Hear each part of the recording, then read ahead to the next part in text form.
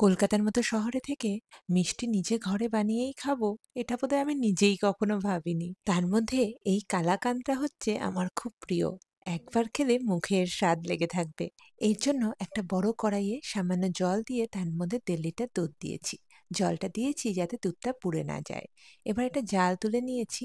তারপর যতক্ষণ না এটা হাফ হয়ে যাচ্ছে পরিমাণে, ততক্ষণ এটা কন্টিনিউয়াসলি নাড়তে থাকতে হবে। এরপর এর মধ্যে দিয়ে দিচ্ছি ৩ থেকে ৪ চামচ গুঁড়ো দুধ।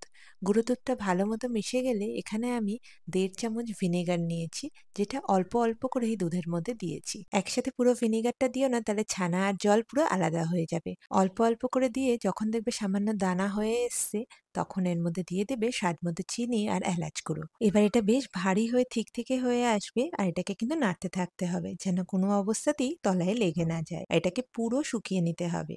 এটা যতক্ষণ শোকাচ্ছে ততক্ষণে এরকম একটা স্টিলের কন্টেনারে আমি বাটার পেপার লাগিয়ে নিয়েছি আর ঘি ব্রাশ করে নিয়েছি। এরকম কন্টেনার তো আমাদের বাড়িতে থেকেই থাকে, যেরকমই শেপে হোক নিয়ে নেবে। এবার যখন মোটামুটি শুকিয়ে এসছে তখন এর মধ্যে ২ চামচ ঘি দিয়ে নিয়েছি। তাহলে যখন মিষ্টিটা হবে তখন বেশ ময়েস্ট থাকবে আর এটার মধ্যে একটা গ্লেজও থাকবে। এবার শুকিয়ে গেছে, এটাকে ঢেলে নিলাম আর এটাকে ৩ থেকে ৪ ঘন্টার জন্য সেট হওয়ার জন্য রেখে দেব। তারপর এটাকে নিজের ইচ্ছে মতো শেপে কেটে সাজিয়ে পরিবেশন করতে পারো। এবার তোমরাই বলো, এত সহজে যদি ঘরেই মিষ্টি বানানো যায়, কে যাবে দোকান থেকে কিনতে? ঘরোয়া উপকরণ দিয়ে এই টেস্টি মিষ্টিটা ঘরে অবশ্যই বানিও আর আমাকে জানিও কেমন লাগলো। ভালো লাগলে আমার চ্যানেলটা ফলো করতে কিন্তু একদম ভুলো না।